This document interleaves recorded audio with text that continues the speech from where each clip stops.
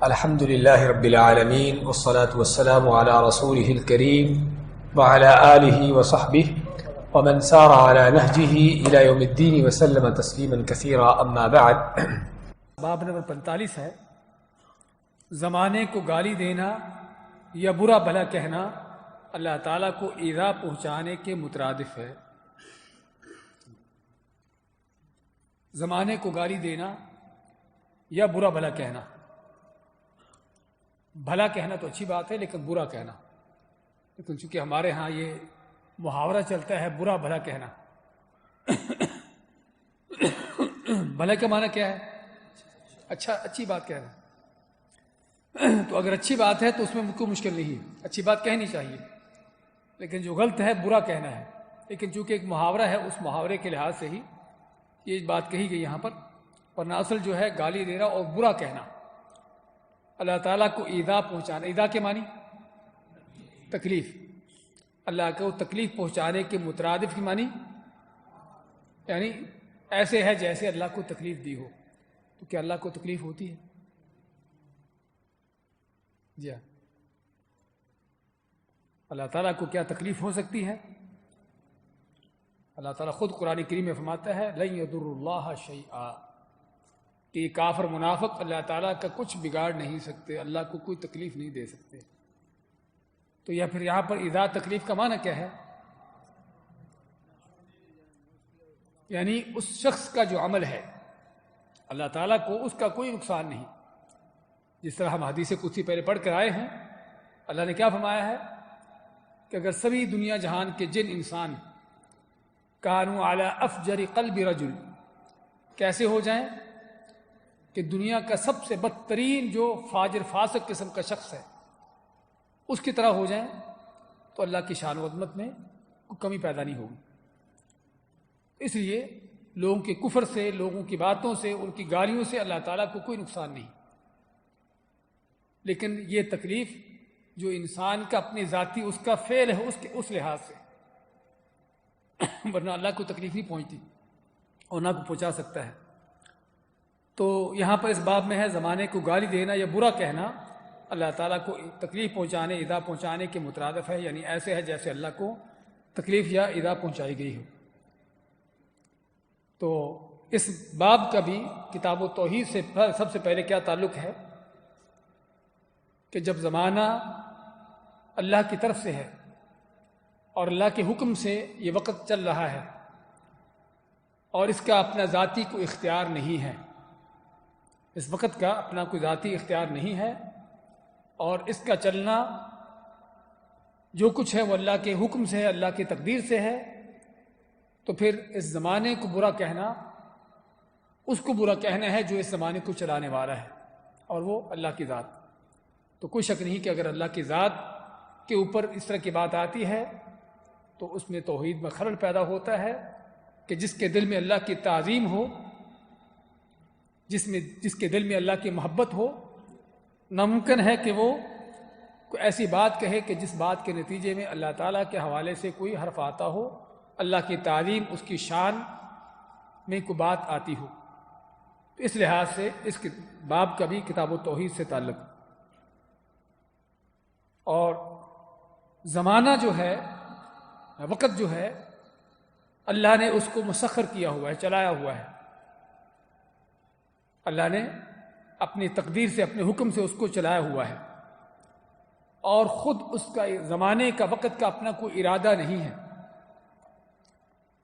وقت یا زمانہ اس کا اپنا کوئی اختیار، ارادہ نہیں ہے کہ اپنے اختیار یا ارادے سے کوئی چیز کر سکے، اس میں لوگوں کے لیے کوئی اچھائی بھلائی ہو، اپنے اختیار سے وہ چیز لا سکے، یا لوگوں کے لیے کوئی نقصان ہو، زمانہ اپنے وقت اپنی طرف سے کوئی ایسی چیز کر سکے۔ تو زمانے کا اس میں کوئی اختیار نہیں۔ اب زمانے کا اگر اختیار نہیں تو اس کا معنی کہ پھر جس نے زمانے کو چلایا ہے، پھر اس پر اس زمانے کو گالی، اس زمانے کو برا کہنا اس کو چلانے والے کی طرف جائے گا۔ اور یہاں پر یہ بتانا ضروری ہے کہ مخلوقات دو طرح کی ہیں، مخلوقات کے دو قسمیں ہیں۔ کچھ وہ مخلوقات ہیں جن کا ارادہ ہے، جن کی مشیت ہے، جن کو ایک حد تک اختیار ہے، اگرچہ ان کی مشیت ارادہ اللہ تعالیٰ کے حکم کے ساتھ ہے، مستقل نہیں ہے، لیکن ایک حد تک ان کے پاس ارادہ اور اختیار کی شکل و صورت ہے۔ مثلا انسان ہے، جن ہے، فرشتے ہیں، حتیٰ کہ جانور بھی بعض اوقات، تو ان کے پاس بھی ایک طرح کا ارادہ موجود ہے۔ اس لیے اگر انسان، کوئی آدمی کسی کا نقصان کرتا ہے، کوئی آدمی کسی کا نقصان کرتا ہے، تو کیا ہم اس کو چھوڑ دیں گے؟ یہ نقصان اللہ کی تقدیر سے تھا اور اس انسان کا ارادہ اللہ تعالیٰ کے ارادے کے متحد ہے، اس لیے اس کی کوئی پکڑ نہیں، کوئی مواخذہ نہیں۔ کیا ایسا ہے؟ ایسا نہیں ہے، بلکہ ہم دیکھتے ہیں کہ کوئی کسی کو ناحق طور پر قتل کرتا ہے تو قصاص کے طور پر اس کو قتل کیا جائے گا۔ جو چوری کرتا ہے اتنے مال کی کہ جس پر ہاتھ کٹنا چاہیے تو شریعت کا حکم ہے کہ اس کا ہاتھ کٹے۔ کوئی زانی زنا کرتا ہے، شادی شدہ، تو اس کو سنسار کرنے کا حکم ہے، اور اس طرح کی شرعی حدود آپ جو پڑھتے ہیں۔ اور بھی کوئی اس طرح کا جرم کرتا ہے تو اس کو جرم کی اس کو سزا دی جاتی ہے۔ کوئی کسی کا مالی نقصان کر دیتا ہے تو اس کے نقصان کی تلافی کا اس کو حکم دیا جاتا ہے۔ فَمَنِ اعْتَدَىٰ عَلَيْكُمْ فَاعْتَدُوا عَلَيْهِ بِمِثْلِ مَا اعْتَدَىٰ عَلَيْكُمْ۔ اللہ تعالیٰ کیا فرماتا ہے کہ جو تم پر زیادتی کرتا ہے تم بھی اس کے ساتھ اسی طرح زیادتی کرو، بدلہ لو جس طرح کہ اس نے کیا ہے۔ تو یہاں پر ہم دیکھتے ہیں کہ کسی انسان نے جو کیا ہے اس کو بدلہ دینا ہوتا ہے، اس کو سزا ملتی ہے، چاہے وہ اللہ تعالیٰ کے حقوق میں سے ہو یا بندوں کے حقوق میں سے ہو۔ کیوں سزا ملتی ہے؟ نقصان کیا ہے تو کیوں اس کو تلافی کرنے کا حکم دیا جاتا ہے؟ کیونکہ انسان کا اپنا ایک ارادہ ہے، اس کی ایک مشیت اور اس کا ایک حد تک اختیار ہے۔ لیکن یہاں پر زمانے کے حوالے سے آندھی آئی، طوفان آیا اور کسی کا باغ تباہ ہو گیا، کسی کا گھر تباہ ہو گیا، تو کیا ہم یہاں پر آندھی طوفان کو گالی دیں گے کہ اس آندھی نے باغ تباہ کر دیا، اس طوفان نے، اس زلزلے نے گھروں کو گرا دیا، شہر تباہ کر دیا؟ کس لیے کہ یہ زلزلہ، یہ آندھی، یہ طوفان، یہ بارش، یہ سیلاب، یہ ساری چیزیں کیا ہیں؟ اور بلکہ زمانہ بھی اسی طرح، یہ ساری چیزیں اللہ نے ان کو اپنے حکم سے مسخر کیا ہے، اور اللہ تعالیٰ خود ہی ان کو جس طرح چاہتا ہے چلا رہا ہے، اپنا ان چیزوں کا کوئی اختیار نہیں۔ تو اس معلوم ہوا کہ کچھ مخلوقات وہ ہیں کہ جن کا اپنا کوئی اختیار نہیں، زمانے کا کوئی اختیار نہیں۔ شدید گرمی ہے، شدید سردی ہے، کسی وقت میں کسی کا نقصان ہو جاتا ہے، کسی وقت میں بہت زیادہ کوئی آفت مصیبت آ پڑتی ہے، تو اس وقت کو آپ برا کہیں کہ بہت برا وقت ہے کہ جس سے ہمارا اتنا نقصان ہو گیا، جس طرح کہ عرب کے لوگ، اور اصل اس باب کا جو لانے کا مقصد ہے، کیونکہ عربوں میں، جاہلوں میں یہ چیز پائی جاتی تھی اور پائی جاتی ہے اب بھی۔ عربوں میں عام طور پر کہا جاتا تھا، جس طرح کہ امام شافعی رحمۃ اللہ علیہ فرماتے ہیں، كانت العرب تقول في جاہلیتها اذا اصابهم شدة او بلاء یا خیبۃ الدہر، کہ ہے زمانے کی بربادی، یعنی زمانے کو گالی دیتے، وقت کو گالی دیتے، اس وقت کا برا ہو کہ اس نے ہمارا نقصان کر دیا، اس نے ہمارے اوپر یہ آفت مصیبت ڈال دی۔ تو اسلام سے پہلے جاہلیت میں لوگ اس طرح کی باتیں کرتے تھے، اور اسلام کے بعد بھی اس طرح کے جاہل لوگوں کی باتیں چلتی ہیں۔ تو کیا کرتے تھے کہ جو کسی وقت میں ان کا کوئی نقصان ہوتا، کوئی تکلیف، مصیبت، آفت آتی، اس کو اس زمانے کی طرف منسوب کرتے، اور یہ وہ چیز ہے جو غلط ہے۔ اس لیے یہاں پر مؤلف نے یہ باب باندھا کہ زمانے کو گالی دینا یا برا کہنا اللہ تعالیٰ کو ایذا پہنچانے کے مترادف ہے، اور پھر اس کے متعلق آیتیں اور حدیثیں، آیات بلکہ ذکر کی اور حدیثیں ذکر کی۔ اللہ تعالیٰ کا فرمان وَقَالُوا مَا هِيَ إِلَّا حَيَاتُنَا الدُّنْيَا نَمُوتُ وَنَحْيَا وَمَا يُهْلِكُنَا إِلَّا الدَّهْرُ وَمَا لَهُم بِذَلِكَ مِنْ عِلْمٍ إِنْ هُمْ إِلَّا يَظُنُّونَ۔ اللہ تعالیٰ کافروں کے بارے میں فرماتا ہے وَقَالُوا مَا هِيَ إِلَّا حَيَاتُنَا الدُّنْيَا، کہ کافر کہتے ہیں کہ صرف ہماری دنیا کی زندگی ہے بس، یعنی صرف دنیا کی زندگی ہونے کا معنی کہ اس کے بعد کوئی آگے دوسری کوئی زندگی نہیں، مر گئے، مٹی مل گئے، ختم ہو گئے، دوبارہ زندہ ہونے کا، دوبارہ اٹھنے کا کوئی تصور نہیں، ایسی کوئی چیز نہیں۔ تو اسی زندگی میں ہم پیدا ہوتے ہیں، مر جاتے ہیں، نموت ونحیا، کو مر رہا ہے، دوسرا زندہ، اور زندہ ہونے سے ہمارا یعنی وہ پیدا ہو رہا ہے۔ وما یہلکنا الا الدہر، اور نہیں ہم کو ہلاک کرتا، مارتا مگر زمانہ، یعنی زمانہ گزرنے کے ساتھ ساتھ چیزیں ختم ہوتی رہتی ہیں، انسان مرتے رہتے ہیں، جانور حیوان مرتے رہتے ہیں، چیزیں تباہ ہوتی رہتی ہیں، مکان گرتے رہتے ہیں۔ یہ کیا ہے؟ زمانے کے ساتھ ساتھ چیز ہو رہی ہے۔ تو کیا مطلب ان کا یہ کہنا وما یہلکنا الا الدہر، کہ جو بھی ہمارے کسی کو موت آتی ہے، کوئی ہلاک ہوتا ہے، کوئی چیز تباہ ہوتی ہے، وہ زمانے کے ساتھ ساتھ ہو رہی ہے۔ یعنی ان کا کہنے کا معنی کہ زمانہ ہی یہ چیز کر رہا ہے۔ اور اسی لیے ہم بعض لوگوں کو نام دیتے ہیں کس کا؟ ما یہلکنا الا الدہر۔ دہر کا لفظ اس سے کیا ملتا ہے؟ ہم بعض لوگوں کو کیا نام دیا جاتا ہے؟ دہریے۔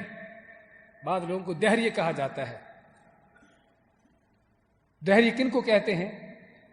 انہی کو کہتے ہیں جو کہتے ہیں کہ زمانے کے ساتھ ساتھ یہ ہر چیز ہو رہی ہے، کہ زمانے کے ساتھ ہی کوئی زندہ، کوئی پیدا ہو رہا ہے، کوئی مر رہا ہے، کوئی مکان گر رہا ہے، یہ ساری زمانے کے ساتھ ساتھ چیزیں چل رہی ہیں، نہ کوئی پیدا کرنے والا ہے، نہ کوئی مارنے والا ہے، نہ کوئی کائنات کو چلانے والا ہے۔ یعنی ان کے ہاں اللہ کا انکار ہے، اللہ کے وجود کا انکار، کہ کوئی خالق، مالک، رب نہیں ہے، بلکہ بس یہ زمانے کے ساتھ ہی چیزیں چلتی جا رہی ہیں۔ اور یہ وہ فلسفہ ہے کہ جو قدیم زمانوں سے لے کر کافروں کا، بے ایمانوں کا، ملحدوں کا رہا ہے، اور آج خصوصاً آج کے دور میں یہ جاہلیت، یہ الحاد کا فلسفہ اور بڑھ چڑھ کر ہے، کہ جہاں پر کچھ بھی چیز ہو رہی ہے اس کو آج کل نام کیا دیا جاتا ہے؟ قدرت۔ ہمارے ہاں ایک قدرت کا لفظ استعمال ہوتا ہے، اور ذرا ہوشیار ہو اس لفظ کو استعمال کرتے ہوئے۔ یہ قدرت کا لفظ استعمال کس کا ہے؟ یہ ملحدوں کا لفظ ہے، دہریوں کا لفظ ہے، کہ قدرت نے ایسا کر دیا، قدرت نے ایسا کر دیا۔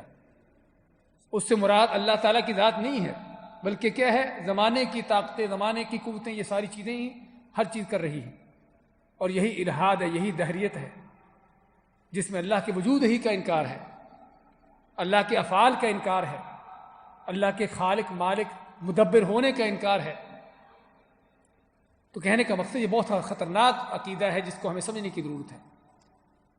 تو کیا کہتے ہیں؟ ما یہلکنا الا الدہر، کہ ہم کو مرتا ہے، کوئی زندہ ہوتا ہے، کوئی پیدا ہوتا ہے، یعنی کہ یہ زمانے کے ساتھ ساتھ ہر چیز چل رہی ہے، گردش زمانہ ہے۔ وما لہم بذلک من علم، اللہ ماتا ہے کہ ان جاہلوں کو کوئی علم نہیں ہے، یہ اپنی جہالت کی باتیں کر رہے ہیں، ان کو نہیں پتا کہ اس کائنات کے پیچھے اس کائنات کا مالک ہے، اس کا خالق ہے، جو اس کا مدبر ہے، اس کی تدبیر کر رہا، اس کو چلا رہا ہے۔ یہ کہتے ہیں کہ ایسے ہی کو پیدا ہو گیا، ایسے ہی کو مر گیا۔ کسی درخت کا پتا بھی جو گرتا ہے وہ بھی اس کے حکم کے بغیر نہیں گرتا۔ کیسے ہے کہ ایسے ہی زندہ ہو گیا، ایسے ہی مر گئے؟ ایسی باتیں ہیں۔ انہم الا یظنون، یہ صرف ان کے گمان ہیں، ان کے وہم، اپنے خیالات ہیں، صرف تصورات ہیں فلسفی قسم کے، جس کے پیچھے کوئی حقیقت نہیں۔ تو یہ مشرکوں کا، گمراہ لوگوں کا گمراہ کن عقیدہ، کہ جس میں وہ چیزوں کو زمانے کی طرف اٹیچ کرتے کہ زمانہ ہی ہر چیز کر رہا ہے۔ اور اسی طرح حدیث میں آگے جو ابو ہریرہ رضی اللہ عنہ روایت فرماتے ہیں، قال اللہ تعالی یؤذینی ابن آدم، یؤذینی، مجھے تکلیف دیتا ہے، ابن آدم، انسان، آدم کا بیٹا۔ کیسے تکلیف دیتا ہے؟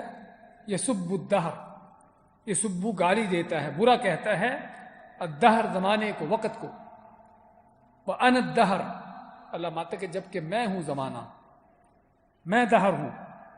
کیسے اللہ تعالیٰ زمانہ ہے؟ کہ اللہ تعالیٰ خود ہی زمانہ ہے، خود ہی وقت ہے؟ نہیں، بلکہ اللہ تعالیٰ کے زمانہ وقت ہونے کا معنی، اس کی تفسیر کیا ہے؟ اللہ نے خود ہی بیان کی، اقلب اللیل والنہار، کہ میں زمانہ کس طرح سے ہوں کہ میں زمانے کو چلانے والا ہوں، اس کو مقدر کرنے والا ہوں، رات اور دن کو پلٹتا ہوں، رات آ رہی، دن جا رہا ہے، دن آ رہا ہے، رات جا رہی ہے، دن بڑا ہو رہا ہے، رات چھوٹی ہو رہی، دن چھوٹا، رات لمبی ہو رہی ہے۔ یہ سارے تقلبات، یہ ساری تبدیلیاں کون کر رہا ہے؟ اللہ کر رہا ہے۔ تو یہ معنی ان الدہر، میں زمانہ ہونے کا معنی یہ نہیں کہ اللہ تعالیٰ بذات خود ہی زمانہ ہے، بلکہ وہ زمانے کو چلانے والا، مقدر کرنے والا، مسخر کرنے والا ہے۔ اسی اللہ نے اپنی طرف اس چیز کو منسوب کیا۔ اگلی حدیث بھی لے لیں، اس کے بعد بات کرتے ہیں اس پر۔ اور ایک دوسری روایت میں ہے کہ آپ میں کہ لا تسبوا الدہر، زمانے کو گالی نہ دو، زمانے کو گالی مت دو، فإن اللہ هو الدہر، کہ بے شک اللہ تعالیٰ ہی زمانہ ہے، اللہ تعالیٰ ہی زمانہ ہے۔ ہوا کا لفظ یہاں پر خاص کرنے کے لیے، اور ان الفاظ سے بعض لوگوں کو اس بات کا مغالطہ ہوا کہ اللہ تعالیٰ خود ہی زمانہ ہے اور دہر اللہ کے ناموں میں سے ہے۔ الدہر اللہ کے ناموں میں سے ہے، جس طرح کہ ابن حزم رحمۃ اللہ علیہ ان کو یہ غلط فہمی ہوئی کہ جس طرح اللہ تعالیٰ کا نام اللہ ہے، الرحمن الرحیم ہے، اسی طرح الدہر بھی اللہ کا نام ہے، اور یہ بہت بڑی غلط فہمی ہے۔ پچھلی حدیث میں اللہ نے خود ہی بیان کیا ہے کہ اللہ کے دہر ہونے کا معنی کیا ہے، کہ وہ زمانے کو پلٹتا ہے، زمانے کو تبدیل کرتا ہے، اس کو مقدر کرتا ہے، یعنی رات دن میں اس کا آنا اور جانا، اس کا لمبا چھوٹا ہونا، اور رات دن میں جو کچھ واقعات پیش آ رہے ہیں خیر و شر میں سے، یہ ساری کیا ہے؟ اللہ کی تدبیر سے ہے، اللہ کے حکم سے ہے، کہ جو اللہ تعالیٰ خود ہی یہ چیز کر رہا ہے، اور کوئی کائنات میں اللہ کے ساتھ اس چیز میں شریک نہیں ہے۔ کہ اللہ تعالیٰ اگر کوئی لوگوں کو نعمت دینا چاہے تو کوئی ایسی مخلوق ہو، کوئی ایسا ولی بزرگ ہو، کہ ایسا کرنی دھرنی والا ہو کہ اس اللہ کی نعمت کو روک سکے، یا اللہ تعالیٰ کو آفت مصیبت ڈالنا چاہتا ہو تو کوئی ایسا بڑا چھوٹا ہو جو اس آنے والی مصیبت کو روک دے۔ اللہ تعالیٰ کو کائنات میں اور تبدیلی کرنا چاہتا ہو تو کوئی ایسا نبی ولی ہو، کوئی زندہ مردہ ہو جو اللہ کی اس آنے والی تبدیلی کو روک سکے۔ یہ معنی ہے ان الدہر، ان اللہ هو الدہر۔ یہ الفاظ جو ہے حدیثوں کے، اس کا یہ معنی ہے کہ کائنات کی ہر لحاظ سے اس کی تدبیر کا مکمل اختیار کس کو ہے؟ وہ صرف اللہ کی ذات کو ہے، اس میں کسی کا کوئی دخل، کسی کی کوئی شرکت نہیں ہے، کیونکہ کسی اور کی شرکت ہوتی تو پھر ہوتا بھی اللہ بھی کر رہا ہے اور فلاں بھی اللہ کے ساتھ اس میں شریک ہے۔ تو یہ الفاظ دونوں حدیثوں کے، دونوں روایتوں کے الفاظ ہم کو اس بات کا معنی دیتے ہیں کہ کائنات میں جو کچھ ہو رہا ہے، کوئی واقعہ پیش آتا ہے، کوئی حادثہ پیش آتا ہے، کچھ بھی ہو رہا ہے خیر و شر میں سے، یا کوئی کسی طرح کی کائنات کی تبدیلی میں سے، یہ صرف محض اللہ کی تقدیر سے ہے، اس کی تدبیر سے ہے، اس کے حکم سے ہے، کہ جس کے حکم میں کوئی اللہ کے ساتھ شریک نہیں ہے۔ وَلَا يُشْرِكُ فِي حُكْمِهِ أَحَدًا، کہ اللہ تعالیٰ اپنے حکم میں کسی کو شریک نہیں کرتا، جس طرح شرعی احکام میں کسی کو شریک نہیں کرتا حلال و حرام میں، ایسے ہی کونی احکامات میں، کائنات کی تقدیرات میں، ان چیزوں میں کسی کا کوئی اختیار نہیں۔ تو قیامت اللہ نے کب لانی ہے؟ جب لائے گا، وہ لے آئے گا، نہ کوئی اس کو لیٹ کرنے والا ہے، نہ کوئی اس کو روکنے والا ہے۔ کسی قوم پر اللہ نے عذاب نازل کیا تھا یا کرنا ہوتا ہے، وہ عذاب آتا ہے اللہ کے حکم سے، اس کی تدبیر، اس کی تقدیر سے، کائنات کی کوئی چیز اس کو روک نہیں سکتی اور نہ روک سکی ہے۔ آج تک آپ کے سامنے قرآن کریم کے دسیوں واقعات اور تاریخ بھری پڑی ہے۔ اس لیے حقیقت میں ان حدیث کے اندر اگرچہ صرف بات تو دہر کے حوالے سے، زمانے کے حوالے سے ہے، لیکن اس میں اللہ تعالیٰ کی مکمل مشیت اور اختیار کا بیان، کہ اللہ تعالیٰ کی اس تدبیر کے اندر، اللہ تعالیٰ کی اس تقدیر کے اندر کسی کی کوئی شرکت نہیں۔ اور یہ ان گمراہ کن عقیدوں کے برخلاف کہ جو ہمارے ہاں پڑھے پڑھائے اور سیکھے سکھائے جاتے ہیں کہ فلاں اللہ کا ولی وہ اللہ کو مشورے دیتا ہے، اور کو فلاں اللہ کے کسی حکم کو، کسی تقدیر کو روک دیتا ہے۔ کسی عورت کا واقعہ ذکر کرتے ہیں کہ کسی قبر پر، درگاہ پر گئی، اس کو اولاد نہیں تھی، تو وہاں کے پیر صاحب جلال میں آئے، لوح محفوظ میں دیکھا کہ تیری قسمت میں کوئی بیٹا نہیں، کوئی اولاد نہیں۔ ان گمراہ کن ملاؤں کے، ان پیروں کے خباستیں دیکھیے، سنیے کیا ہے کہ لوح محفوظ میں دیکھ لیتا ہے کہ تیری تقدیر میں کوئی اولاد نہیں۔ عورت روتی دھوتی وہاں سے نکلی، تو نکل رہی تھی تو دوسرا پیر مل گیا۔ ایک پیر نے کہا لوح محفوظ میں دیکھ کر کہ کوئی اولاد نہیں، دوسرے پیر نے اللہ کو مشورہ دے دیا کہ اولاد تو اس کی نہیں لکھی، لیکن فلاں فلاں کسی دور علاقے میں کوئی ہندو عورت جس کے پہلے بھی بہت بچے ہیں، ابھی بھی اس کے پیٹ میں 2 بچے ہیں، جڑواں بچہ ہے، تو اللہ کو مشورہ دیتا ہے کہ ایک اس کو دے دے، ایک اس کو دے دے، اور ساتھ ہی عورت کو کہتا ہے کہ گھر میں جاؤ اور جاتے ساتھ ہی بچہ پیدا ہونے کی تیاری کر لو، کیونکہ وہ شفٹ ہو جائے گا وہاں سے یہاں تک، اور جاتے ہی وہ بچہ پیدا کر دیتی ہے۔ کیا کیا خباستیں، کیا کیا حماقتیں، اور کیا کیا یعنی کہ اس گنونی باتیں، یہ حدیثیں ہمیں اس کے برخلاف بتاتی ہیں کہ اللہ کی تقدیر میں، اس زمانوں کے معاملات میں، ان چیزوں کی کائنات کی تدبیر کے اندر کسی کا کوئی اختیار نہیں، کوئی اس میں تبدیلی نہیں کر سکتا۔ اللہ نے جو کرنا ہے وہی کر رہا اکیلا۔ تو کہنے کا مقصد ہمیں ان چیزوں کو سمجھنے کی، جاننے کی ضرورت ہے۔ تو اس میں ہم نے یہ بھی ذکر کیا کہ دہر اللہ کے ناموں میں سے نہیں ہے، بلکہ اللہ تعالیٰ کے یہ فرمان کہ میں زمانہ ہوں، یعنی زمانے کو تدبیر کرنے والا، اس کو چلانے والا ہوں، میرے ساتھ کوئی شریک نہیں، میرے سوا کوئی یہ کام کرنے والا نہیں۔ اور دوسری بات یہ بھی کہ دہر کا لفظ جو ہے، اس کے بارے میں عربی میں یہ اس میں جامد ہے۔ نام عربی میں جتنے بھی ہیں 2 طرح کے نام ہیں۔ عربی میں جو بھی اسماء ہیں، نام ہیں، عربی میں نام 2 طرح کے ہوتے ہیں، اسم مشتق ہوتا ہے اور اس میں جامد ہوتا ہے۔ مشتق کے معنی کہ جس نام سے آگے کوئی اور الفاظ نکلیں۔ رحمان کا، اللہ تعالیٰ کا نام کہ جس سے رحمت کی صفت نکلتی ہے، اور اس سے مختلف یہ افعال اس سے نکلتے ہیں، لیکن دہر کا لفظ نام ہے جس کو کہتے جامد۔ حجر کا لفظ جامد، جامد ہونے کا معنی اس سے آگے کوئی لفظ نہیں نکلتا، نہ کوئی فعل بنتا ہے، نہ کوئی اور اسم فاعل بنتا ہے، نہ کوئی اسم مفعول بنتا، کچھ نہیں بنتا۔ تو اس لیے اللہ تعالیٰ کے جتنے بھی نام ہیں وہ کون سے نام ہیں؟ اسماء الحسنہ ہیں، کہ جن کے اندر صفات العلیہ ہے، اچھی صفات ہیں، اس سے آخذ ہو دو، لیکن دار کے اس لفظ سے کوئی چیز نہیں نکلتی، اس لحاظ سے بھی اللہ تعالیٰ کا نام نہیں ہو سکتا۔ خیر، بات کر رہے تھے اس حوالے سے کہ زمانے کو گالی دینا۔ تو زمانے کو گالی دینا کیوں اس سے روکا گیا؟ کیونکہ زمانہ اللہ کی تقدیر سے، اس کے اختیار سے چل رہا ہے، زمانے کا اپنا کوئی اختیار نہیں۔ اگر کسی وقت میں لوگوں کو بھلائی خیر ملتی ہے تو اللہ کی تقدیر اس کی تدبیر سے ہے، اس کے فضل سے ہے۔ اگر کسی وقت میں لوگوں پر کوئی آفت مصیبت آتی ہے تو اللہ کی تدبیر اس کی تقدیر سے ہے، اس کی حکمت سے ہے، جس میں زمانے کا کوئی اختیار نہیں۔ تو اس لیے وقت کو گالی دینا، وقت کو برا کہنا، یہ چیزیں اس کی اجازت نہیں، کیونکہ اس کو برا کہنے کا معنی کہ اس وقت کو چلانے والے کو برا کہنا ہے۔ ہم نے ابھی مثال دی ہے، بلکہ بیان کیا ہے کہ چیزیں 2 طرح کی ہیں۔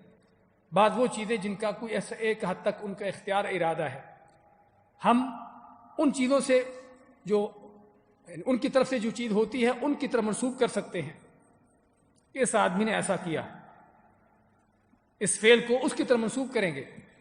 لیکن وہ مخلوقات جن کا اپنا کوئی ارادہ، کوئی اختیار نہیں ہے، ان کی طرف چیزوں کو منسوب نہیں کیا جا۔ یعنی ایک مشینری ہے، فرض کرو آج کے دور میں ایک مشینری ہے کہ جو کسی کے چلانے سے چل رہی ہے، جو کسی کے چلانے سے چل رہی ہے، تو اس مشینری سے جو بھی آؤٹ پٹ ہوتی ہے، اس مشینری سے جو بھی حاصل ہوتا ہے، کیا ہم کہیں گے کہ اس مشینری کی پیداوار ہے؟ کہ اس مشین نے بنایا ہے، بلکہ اس مشین کو چلانے والا۔ اگر وہ اچھی چیز ہے تو تب بھی ہم چلانے والے کی تعریف کریں گے، اس مشین کے بنانے والے کی تعریف کریں گے کہ اس مشین کو بنانے والا کتنا اچھا کاریگر ہے، کتنا ماہر ہے کہ جس نے ایسی اچھی چیز بنا دی جس کی بہترین آؤٹ پٹ ہے۔ اور اگر اس مشینری کی غلط کارکردگی ہے، اس سے آؤٹ پٹ ہونے والی ایسی چیز ہے جو غلط ہے، خراب ہے، تو تب بھی ہم کیا مشینری کو گالی دیں گے؟ اور بعض بیوقوف لوگوں کی طرح اس کو توڑ پھوڑ کرنا شروع کر دیں گے؟ بلکہ اس کے بنانے والے کو کہیں گے کہ اس کے بنانے والے کی بدبختی ہے، اس کا یہ کام ہے۔ کس لیے؟ کہ وہ مشینری ہے، اس کا اپنا ذاتی کوئی اختیار، کوئی ارادہ نہیں ہے، اور اس کو جس نے چلایا ہے، بنایا ہے، اس کا کام ہے۔ تو ایسے ہی وقت ہے، اور آگے ہوا کے حوالے سے بھی ہم پڑھیں گے، ایسے ہی ہوا کا ہے معاملہ۔ تو خیر، کہنے کا مقصد کہ یہ وہ چیزیں جن کا اپنا ذاتی کوئی اختیار نہیں ہے، ان کی طرف کسی فعل کو منسوب کرنا شرک بھی ہے اور اللہ کو گالی بھی ہے۔ تو یہاں پر اس لحاظ سے زمانے کی طرف منسوب ہونے والی چیزیں تین طرح کی ہیں۔ زمانے کی طرف منسوب کی جانے والی چیزیں اس کی 3 قسمیں ہیں۔ ایک تو یہ ہے کہ صرف ایک خبر دینے کی حد تک، خبر دینے کی حد تک کہ یہ موسم بڑا گرم ہے، یہ موسم بہت ٹھنڈا ہے، سردی کا موسم ہے، یا کسی وقت میں کوئی عذاب آیا، کوئی آفت آئی، تو کہا گیا کہ فلاں وقت میں فلاں قوم پر یہ آفت مصیبت آئی، ایک خبر دینے کی حد تک، تو یہ چیز جائز ہے ناجائز ہے؟ یہ جائز ہے۔ ہم کہہ سکتے ہیں کہ آج بہت گرمی ہے، آج بہت سردی ہے، اور اسی میں لوط علیہ السلام کا فرمان ھذا یوم عصیب۔ لوط علیہ السلام کو جانتے ہیں نا، کہ ان کے پاس جب فرشتے آئے نوجوانوں کی شکل میں، اور ان کی قوم بدکار قوم تھی، تب جب انہوں نے نوجوانوں کو دیکھا اور دیکھا کہ میں ان نوجوانوں کا تحفظ، ان کا بچاؤ نہیں کر سکتا، قوم بدکار ہے، غلط کام کریں گے، تو انہوں نے ان کو دیکھ کر کہا کہ ھذا یوم عصیب، یہ بڑا ایک مشکل دن ہے۔ مشکل دن کس لحاظ سے؟ کہ قوم کے ساتھ مقابلہ ہوگا، قوم ان سے بدکاری کرنے کی کوشش کرے گی، اور مجھ میں اتنی طاقت نہیں کہ ان کو بچا سکوں۔ تو اس لحاظ سے لوط علیہ السلام فکر مند ہے، ان کو نہیں پتا کہ یہ فرشتے ہیں، وہ تو انسانوں کی شکل میں ان کو دیکھ رہے تھے، حتیٰ کہ فرشتوں نے پھر ان کو بتایا، ان کو کیا فرمایا کہ آپ پریشان نہ ہو، ہم تیرے رب کی طرف سے بھیجے ہوئے فرشتے ہیں۔ تب وہ مطمئن ہوئے۔ کہنے کا لوط علیہ السلام نے کیا فرمایا؟ ھذا یوم عصیب، کہ یہ بڑا مشکل دن ہے۔ تو ان کا یہ مشکل کہنے کا مقصد کیا تھا؟ اس بات کی خبر دینا کہ اس بدکار قوم کے ساتھ جو ابھی میرا معاملہ واسطہ پڑے گا، یہ بڑی مشکل ہوگی میرے لیے۔ تو اس لحاظ سے کسی وقت کے بارے میں خبر دینے کی حد تک کہنا کہ یہ اس وقت کوئی مشکل کام ہوگا، یہ مشکل وقت ہے، یا گرمی کا وقت ہے، یا سردی کا وقت ہے، اس لحاظ سے خبر دینے کی حد تک یہ چیز جائز ہے، اس میں کوئی قباحت نہیں۔ اور دوسری قسم وہ ہے کہ جہاں پر زمانے کی طرف چیز کو منسوب کر دیا جائے، کہ کوئی اچھائی یا برائی، کوئی خیر یا شر زمانہ کر رہا ہے، زمانہ اس کو لا رہا ہے، جس طرح کہ دہریوں کا، ملحدوں کا نظریہ ہے کہ ما یہلکون الا الدہر، ہم نے جو پیچھے آیت پڑھی ہے کہ زمانے ہی کی طرف افعال کو، چیزوں کو منسوب کر دینا کہ زمانہ ہی کر رہا ہے، تو یہ کیا ہے؟ یہ شرک اکبر ہے، کفر ہے، شرک اکبر ہے۔ اور اگر زمانے کو گالی دی جا رہی ہے اس لحاظ سے کہ زمانے کا برا ہو کہ جس نے ہمارے ساتھ ایسا کیا ہے، اور زمانے کو اس لحاظ سے گالی دی جائے کہ زمانہ ہی کر رہا ہے، تو کوئی شک نہیں کہ یہ بھی کفر اکبر، شرک اکبر میں آئے گا۔ اور تیسری شکل جو ہے، اور یہ شرک اکبر یا کفر اکبر کیوں ہوگا؟ کیونکہ انہوں نے اللہ کے مقابلے میں زمانے کو خالق بنا دیا، زمانے کو خالق بنا دیا کہ جو خود اپنی طرف سے جو چاہے کر رہا ہے زمانہ خود ہی، اللہ کے مقابلے میں اس کو رب بنا دیا۔ اور تیسری اس کی شکل جو ہے، جو کسی زمانے کو، کسی وقت کو گالی دیتا ہے اس لحاظ سے نہیں کہ زمانہ خود کر رہا ہے، لیکن گالی دیتا ہے کہ یہ زمانہ، یہ وقت جو ہے اس نے ہمارے ساتھ ایسا کیا، یعنی اس کی وجہ سے ہمارے ساتھ ایسا ہوا۔ یہ تو اس کا عقیدہ ہے کہ زمانے کو چلانے والا اللہ ہے، اس کی تدبیر کرنے والا اللہ ہے، اس کو مسخر کرنے والا اللہ ہے، لیکن اس خیر و شر کو اس زمانے کی طرف منسوب کر دیا، تو یہ حرام اور ناجائز یا شرک اصغر میں سے آئے گا، جو ہمارا یہاں پر باب ہے، اس کو گالی دینا، اللہ کو گالی دینا ہے۔ تو یہ 3 طرح کی قسمیں جو بیان کی گئی ہیں کہ بعض اوقات صرف خبر دینے کی حد تک زمانے کی طرف کس بات منسوب کرنا، کہ بہت گرمی کا وقت ہے، بہت سردی کا وقت ہے، اس طرح کی بات کہنا، تو یہ جائز ہے۔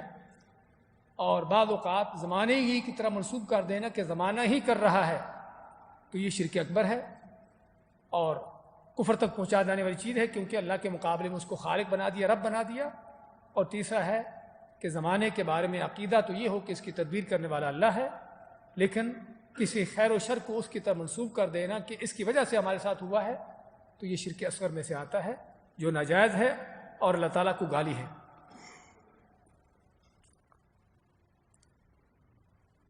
اس باب میں جو مسائل ہم لیتے ہیں، ان احادیث میں زمانے کو گالی دینے اور برا کہنے کی ممانعت، یہ بھلے کا لفظ نکال دے، کیونکہ بھلا کا لفظ ویسے تو محاورتاً چلتا ہے، لیکن برا کہنا، اس کی ممانعت جو دی گئی ہے۔ زمانے کو برا کہنا اللہ تعالیٰ کو ایذا پہنچانے کے مترادف قرار دیا گیا ہے۔ اور تیسرا فإن اللہ هو الدہر، اور حقیقت میں اللہ ہی زمانہ ہے۔ یہ جملہ از حد قابل توجہ ہے۔ قابل توجہ کیا ہے؟ کہ اللہ تعالیٰ ہی زمانے کی تدبیر کرنے والا ہے، اس کے ساتھ اس کام میں کوئی شریک، کوئی ساجی، کوئی دوسرا نہیں ہے کہ جو اللہ کے اس تدبیر میں کوئی دخل اندازی کرتا ہو، اس میں کوئی تبدیلی کر سکتا ہو۔ چوتھا فائدہ، انسان کو سب و شتم سے ہمیشہ اجتناب کرنا چاہیے، کیونکہ بسا اوقات، یعنی بعض اوقات، بسا اوقات کے معنی بعض اوقات لا شعوری طور پر، لا شعوری یعنی نہ سمجھتے ہوئے انسان سب و شتم کا مرتکب ہو جاتا ہے۔ سب و شتم یعنی گالی گلوچ، برا کہنا، ایسی بات کہہ دیتا ہے اگرچہ وہ اس کا ارادہ نہ بھی کرے۔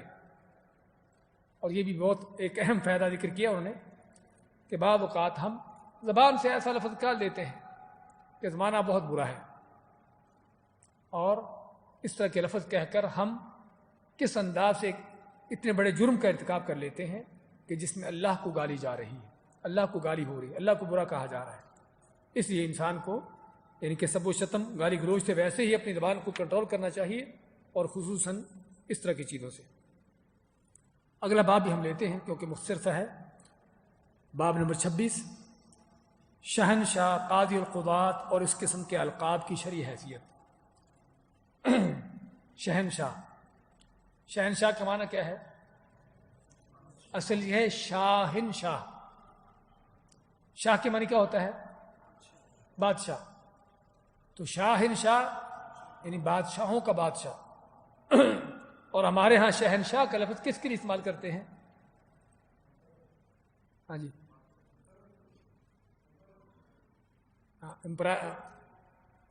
جو باپ دادا سے لے کر اس کو بادشاہت ملتی چلی آ رہی ہو، جن کی نسل در نسل وراثت میں ان کی بادشاہت چلی جا رہی ہو، اس کو شہنشاہ کا نام دیتے ہیں۔ اگر فرض کرو کہ ابھی کسی ملک کا صدر وزیر اعظم بن گیا یا کسی ملک پر قبضہ کر کے اس نے اپنے آپ کو وہاں کا ملک کہلا دیا، بادشاہ کہلا دیا، تو اس کو شہنشاہ نہیں کہیں گے۔ شہنشاہ اس کو کہتے ہیں کہ جو باپ دادا سے، اس کا باپ بھی، دادا بھی، پردادا بھی، نسل در نسل انہی کی حکومت بادشاہت چلی آ رہی ہے، جس کو امپائر کا نام دیتے ہیں۔ تو یہ ہے شہنشاہ، جس کو شہنشاہ کا نام دیا جاتا ہے۔ اس طرح قاضی القضات، قاضی یعنی جج، قضات قاضی کی جمع ہے، یعنی قاضیوں کا قاضی، قاضیوں کا قاضی، قاضی القضات کا معنی قاضیوں کا قاضی۔ اور اس طرح کے القاب کی شرعی حیثیت، اس طرح کے اور القاب کیا ہو سکتے ہیں؟ مثلا اس طرح کے اور القاب، عالم العلماء، سمجھے نا؟ اس طرح کے ہم بعض اوقات کسی عالم کو ماشاءاللہ اس کی تعریف کرتے ہوئے، ہاں جی، شیخ المشائخ، اس طرح کے الفاظ، ایسی چیزیں، ایسے لفظوں سے اجتناب کرنا چاہیے، کیونکہ اور خصوصاً وہ صفات جو اللہ کی ذات کے حوالے سے ہو۔ ہاں، شیخ المشائخ کا لفظ کہا جا سکتا ہے، کیونکہ شیخ اللہ کے لفظ اللہ تعالیٰ کے حوالے سے یہ صفت نہیں آ سکتی، لیکن ملک کا لفظ اللہ تعالیٰ کے لیے ہے، اللہ کی صفت ہے۔ قاضی کا اللہ تعالیٰ فیصلہ کرنے والا ہے اور سب سے احکم الحاکمین ہے، تو اس لیے ایسے الفاظ جو کہ اللہ تعالیٰ کے حوالے سے استعمال ہو سکتے ہو، اس میں یہ کہنا کہ یہ ان سبھی کا قاضی ہے، ان سبھی کا بڑا ہے، ایسے الفاظ سے اجتناب کرنا چاہیے۔ اور اس کا کتاب التوحید سے تعلق کیا ہے کہ اس میں جس طرح بتایا ہے کہ یہ وہ چیز جو اللہ کے لیے ہونی چاہیے۔ بادشاہ کون ہے؟ حقیقی بادشاہ اللہ ہے۔ ہاں، ویسے ہم کسی کو بادشاہ ملک کہہ سکتے ہیں، لیکن بادشاہوں کا بادشاہ، شہنشاہ کا لفظ جو ہے اس کا معنی آگے حدیث میں ہم پڑھیں گے ملک الاملاک، کہ تمام ہر چیز کا مالک، ساری ملکیتوں کا مالک، بادشاہوں کا بادشاہ، وہ اللہ کی صفت ہے۔ قاضی القضات، کہ سارے قاضیوں کا قاضی، اس کا یہ بھی اللہ کی صفت ہے۔ لیکن یہ کب منع ہے اور کب جائز ہے؟ یہ منع ہے کہ جب ہم اس کو مطلقاً کہہ دیں کہ قاضی القضات، سارے قاضیوں کا قاضی، بغیر کسی لمٹ کیے، بغیر اس کی تحدید کیے، پھر منع ہے، کیونکہ سارے قاضیوں کا قاضی کون ہے؟ وہ اللہ کی ذات ہے، کہ جس کا فیصلہ، جس کی حکم سب سے اونچا ہے، سب سے بڑھ کر ہے۔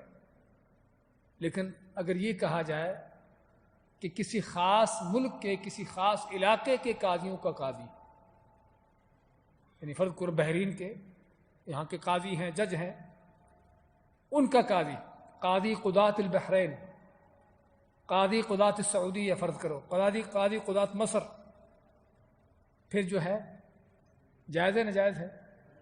پھر جائز ہے۔ کس لیے؟ کیونکہ اس میں وہ مغالطہ جو پیدا ہوتا تھا اللہ تعالیٰ کی صفت کا، وہ ختم ہو گیا، وہ ختم ہو گیا، مغالطہ نہیں رہا، کیونکہ یہاں پر آپ نے لمٹ کر دیا صرف ایک علاقے کے ساتھ، کہ اس علاقے کے قاضیوں کا قاضی، اور اگرچہ یہ آج کل یہ لقب نہیں، آج کل کیا ہے؟ چیف جسٹس، رئیس القضات، عربی میں قاضی القضات کے بجائے رئیس القضات، تو یہ لفظ جو ہے اس میں وہ قباحت نہیں جو قاضی القضات کے اندر ہے، کیونکہ رئیس القضات کا معنی ان قاضیوں کا جو، یعنی کہ رئیس ہے ان کا جو بڑا ہے، ان کو جو ڈیل کرنے والا ہے، صرف اس حد تک۔ اگرچہ اس لفظ میں بھی بہتر یہی ہے کہ کسی علاقے کے ساتھ محدود کیا جائے، پوری دنیا کے لحاظ سے نہیں۔ تو علی کل حال اس طرح کے الفاظ جس میں اللہ تعالیٰ کی توحید میں خلل آتا ہو، ایسے الفاظ کسی کو نام دینا بھی جائز نہیں ہے۔ اس بارے میں ابو ہریرہ کی روایت ذکر کرتے ہیں کہ نبی اکرم صلی اللہ علیہ وسلم نے فرمایا، ان اخنع اسم، ذرا غور سے لفظ کو پڑھیے، سنیے، ان اخنع اسم عند اللہ رجل تسمى بملک الاملاک لا مالک الا اللہ۔ آپ میں کہ اللہ کے نزدیک سب سے اخنا کے معنی گھٹیا ترین اور حقیر ترین، سب سے گھٹیا حقیر ترین نام جو ہے، کیونکہ اخنا جو ہے صیغہ افعال پر ہے، کہ سب سے گھٹیا، سب سے حقیر، سب سے بدترین اللہ کے ہاں جو نام ہے وہ کیا ہے؟ تسمى بملک الاملاک، کہ ساری ملکیتوں کا مالک۔ اور یہ واقعی لفظ بھی غلط ہے، معنی بھی غلط ہے۔ اگر کسی کو کہہ دیا جائے کہ ساری ملکیتوں کا یہ مالک ہے، یہ بادشاہ ہے، تو سچ ہے کہ جھوٹ ہے؟ جھوٹ ہے۔ فرض کرو اگر وہ پوری دنیا کا بادشاہ بھی ہو، ساری دنیا، ساری زمین، جتنی بھی روئے زمین کے خطے ہیں سبھی کا وہ بادشاہ ہو، تو کیا ساری ملکیتیں اس کے پاس آ گئی ہیں؟ پہلی بات تو زمین ہی کی ساری ملکیتیں اس کے پاس نہیں ہیں، صرف اللہ کی پوری کائنات کا یہ زمین چھوٹا سا ایک حصہ، اس کی ساری ملکیتیں اس کے پاس نہیں ہے، چہ جائے کہ باقی اللہ کی مخلوقات، اس کائنات کے باقی جو یعنی کہ کیا وسعتیں ہیں، کیا سارا کچھ ہے، تو ویسے ہی یہ جملہ جھوٹ ہے، ایسا کہنا ویسے ہی جھوٹ ہے، کسی کو ملک الاملاک کہہ دینا کہ بادشاہ ہے ساری ہر طرح کی ملکیتوں کا، لیکن یہ لفظ چونکہ کہے جاتے رہے ہیں، تعریفیں کرتے ہوئے، خصوصاً جو مدح سرائی کرنے والے ہیں، شعراء حضرات، اس طرح کے بادشاہوں کی، بڑے لوگوں کی تعریف، ان کی تمجید کرتے ہوئے اس طرح کی باتیں، اس طرح کے لقب ان کو دیتے رہے، اور جو سراسر توحید کے منافی ہیں اور سراسر جھوٹ ہے۔ بلکہ توحید کے منافی ہونا تو ایک بات کی بات ہے، اس سے پہلے ہے ہی جھوٹ سراسر۔ تو اس لیے آپ میں کہ سب سے بدترین، سب سے حقیر ترین، جس طرح کے ملک الاملاک کہنے والے کو اس کو بڑا کیا گیا، اور اگر اس نے خود اپنے آپ کو اس طرح کا لقب نام دیا ہے بڑا ہونے کے لیے، تو نبی اکرم صلی اللہ علیہ وسلم اتنا ہی اس کو حقیر اور ذلیل کیا ہے کہ بڑا نہیں، اونچا نہیں، عزت والا نہیں، بلکہ حقیر اور ذلیل ہے۔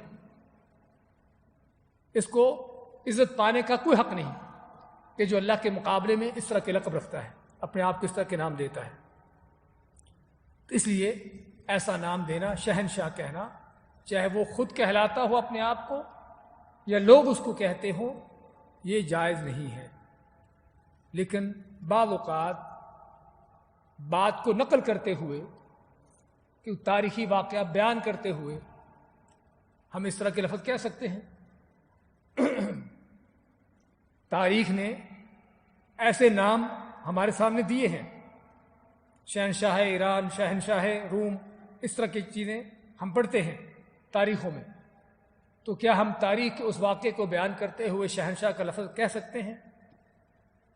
اصل تو یہ ہے کہ ہم اس طرح کے لفظ نہ کہیں، لیکن بعض علماء کہتے ہیں کہ صرف اس حقائق کو بیان کرنے کی حد تک، اس حقائق کو بیان کرنے کی حد تک یہ لفظ کہا جا سکتا ہے، لیکن افضل یہی ہے کہ ایسے لفظوں کو حقائقاً بھی نہ کہا جائے۔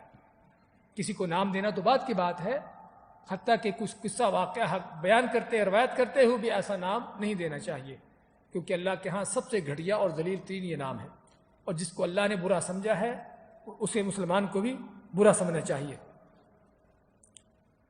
اور اس نام کی قباحت اس شخص کے حوالے سے واضح اور ظاہر ہے جو خود اپنے آپ کو یہ چیز کہلاتا ہے، یہ نام دیتا ہے، خود اپنے آپ کو یہ نام دیتا ہے۔ کوئی شک نہیں کہ وہ اسی قدر ذلیل و خوار ہے، اور اگر اس نے اپنے آپ کو یہ نام تو نہیں دیا، لیکن لوگ اس کو نام دے رہے ہیں اور اس پر وہ راضی ہے، اس پر ان کو منع نہیں کرتا، تو تب بھی اس جرم میں وہ شریک ہے۔ لیکن اگر وہ یہ نہیں چاہتا لیکن لوگ اس کو اس طرح کا نام دے دیتے ہیں، تو ظاہری بات ہے یہاں پر وہ، اس میں کہنے والے لوگ گناہ گار ہوں گے، وہ خود نہیں ہوگا۔ اسی بارے میں سفیان ثوری رحمۃ اللہ علیہ نے ملک الاملاک، بادشاہوں کا بادشاہ کا ترجمہ شاہنشاہ یعنی شہنشاہ کا کیا ہے، اور دوسری روایت اسی حدیث کی ہے، آپ سے فرماتے ہیں اغیض رجل علی اللہ یوم القیامہ واخبثہ،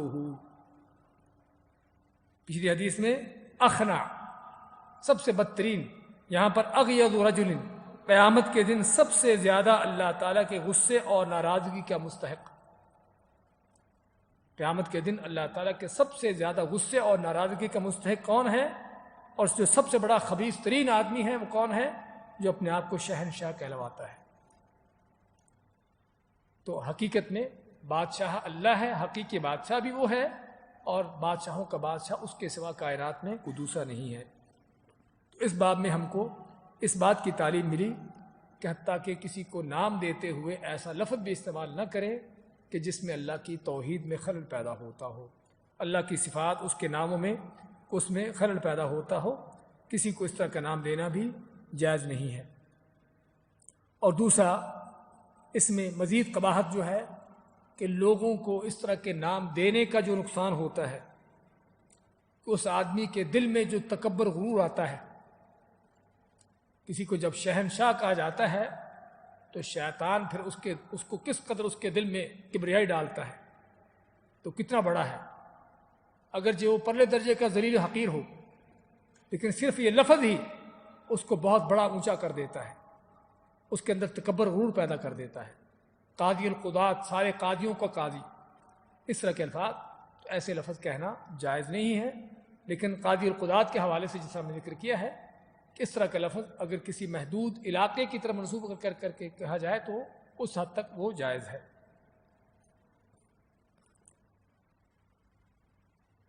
اور اسی لیے علماء کہتے ہیں کہ اگرچہ بعض لوگوں نے علماء نے یا تاریخ میں اس طرح کے لفظ استعمال ہوا بھی ہوں تب بھی ہمیں ان کو استعمال نہیں کرنا چاہیے۔ بعض کہتے ہیں کہ جس طرح بھی کوئی چیز ذکر کی گئی ہے آپ اسی طرح اس کو نقل کرو۔ یہ کیا ہے؟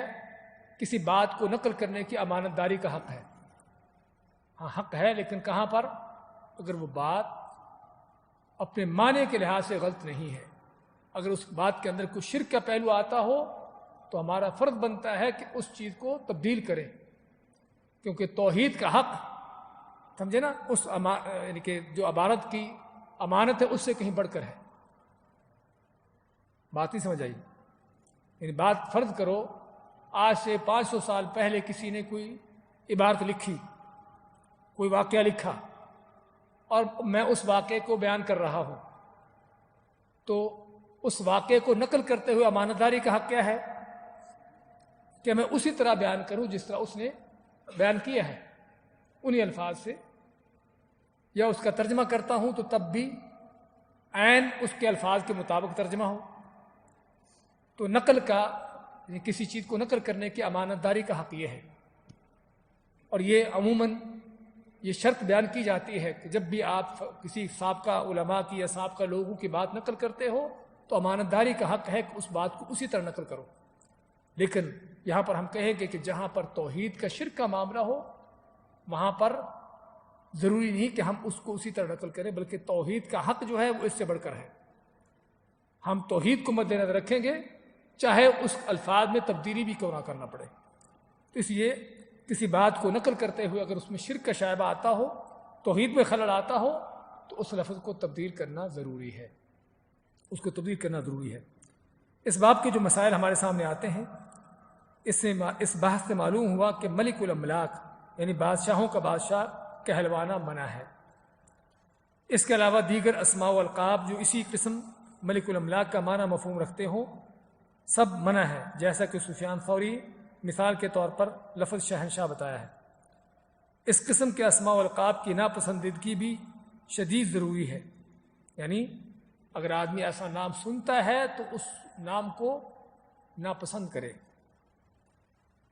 اس پر جو ہے وہ ناپسندیدگی کا اظہار کرے، یعنی کہ ٹھیک ابھی تم نے جو کہا صحیح کہا ہے، کہنے والے نے جو غلطی کی ہے اس غلطی کا رد بھی کیا جائے، اس کو بتایا بھی جائے، اور خود بھی اس پر موافقت نہ کی جائے، اگرچہ کسی کے دل میں ان الفاظ کا حقیقی معنی نہ بھی ہو، تب بھی یہ ناپسند اور ممنوع ہے، لہذا ہر حال میں ان سے اجتناب کرنا چاہیے، یعنی کہنے والے کو بھی اور جو سننے والا ہے اس کو بھی چاہیے کہ ایسی چیزوں کو منع کرے اور ایسی چیزیں کہنے والے کو روکا جائے اس سے۔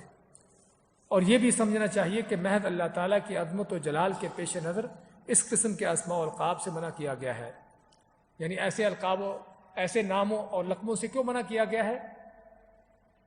اس میں اللہ تعالیٰ کی شان و عظمت میں جو خلل آتا ہے، جو اللہ تعالیٰ کی عظمت اور جلال و اس کی شان ہے، اس میں جو ایک ظاہراً خلل کی شکل پیدا ہوتی ہے، ایک کمی کی شکل آتی ہے، تو اس لیے ایسے نام دینا کسی کو یا ایسا نام لینا کسی کا، یا اگر کوئی نام لیتا ہے تو اس پر موافقت کرنا، یہ ساری وہ چیزیں ہیں کہ جو منع اور ناجائز ہیں۔ تو یہ وہ ہم ابواب پڑھ رہے ہیں کہ جہاں پر شرک کون سا ہے؟